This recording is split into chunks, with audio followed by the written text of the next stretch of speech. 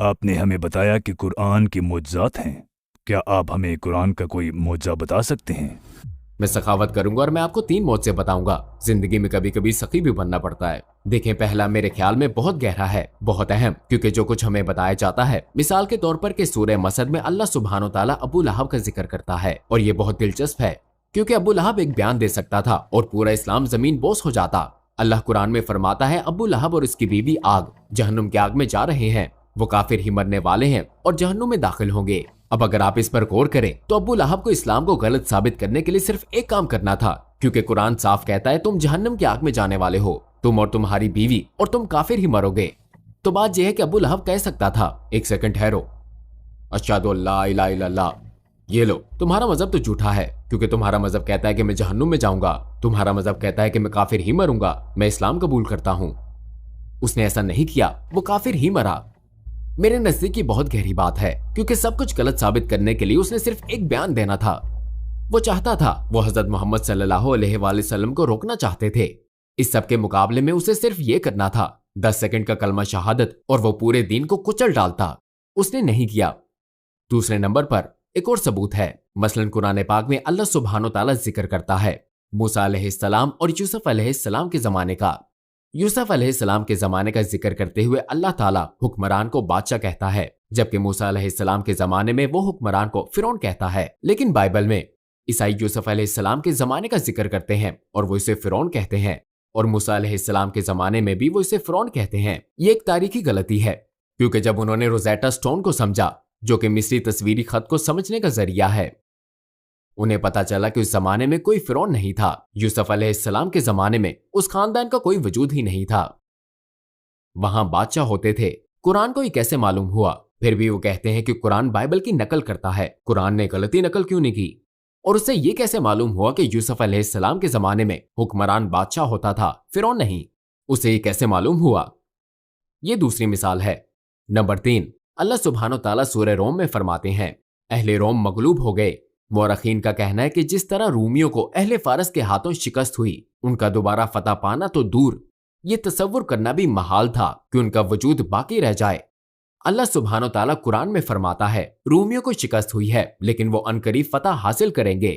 یہ ایک بڑا دعویٰ ہے۔ یہ ایسے ہے کہ میں کہوں ہم آپ کے ساتھ مل کر امریکہ پر قبضہ کر لیں گے اور ہم عنقریب ٹرمپ کو شکست دیں گے۔ یہ بہت عجیب ہے، یہ ایک بڑا جوا ہے۔ اور 3 سے 7 سال یا 3 سے 9 سال کے بعد رومی آتے ہیں اور فارسیوں کو شکست دے دیتے ہیں۔ یہ سب تاریخ کا حصہ ہے، اور یہ صرف چند مثالیں ہیں، ایسی سینکڑوں چیزیں ہیں، سینکڑوں۔ میں آپ کو صرف 3 بتا رہا ہوں، اور میں اور بھی بتا سکتا ہوں۔ آپ خدا پر یقین رکھتے ہو تو سائنسدان اس کا پتہ نہیں لگا سکے، لیکن آپ نے پتہ لگا لیا، کیا یہ ٹھیک ہے؟ یہ بات نہیں ہے کہ میں نے پتہ لگا لیا۔ ہم اپنی عقل کا استعمال کرتے ہیں، ہم اپنے دماغ کا استعمال کرتے ہیں۔ سائنس کا تعلق حواس خمسہ سے ہے، جو آپ دیکھ سکتے ہیں، یعنی تجربات پر مبنی۔ تو ہم جو کہتے ہیں بہت سادہ سی بات ہے۔ ایسے سائنسدان بھی موجود ہیں جو ان چیزوں پر یقین رکھتے ہیں۔ اگر آپ بات کر رہے ہیں مثال کے طور پر کہ خدا مجھے دکھائی نہیں دیتا، اس لیے میں اس پر یقین نہیں رکھتا۔ جانتے ہیں سائنس مافوق الفطرت چیزوں کے بارے میں بات نہیں کرتی، یہ فزیکل سے روکتی ہے۔ لیکن ہم جانتے ہیں، مثلا سائنسدانوں نے حال ہی میں ڈارک میٹر دریافت کیا ہے۔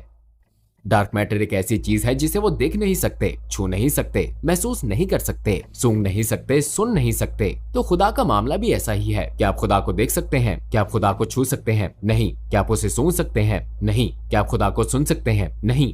کیا آپ خدا کو دیکھ سکتے ہیں؟ نہیں۔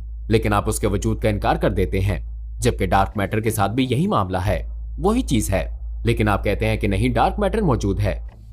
یہ کیسا تضاد ہے؟ پہلے خدا موجود نہیں ہے کیونکہ میں اسے چھو یا محسوس نہیں کر سکتا، لیکن ڈارک میٹر، تضاد۔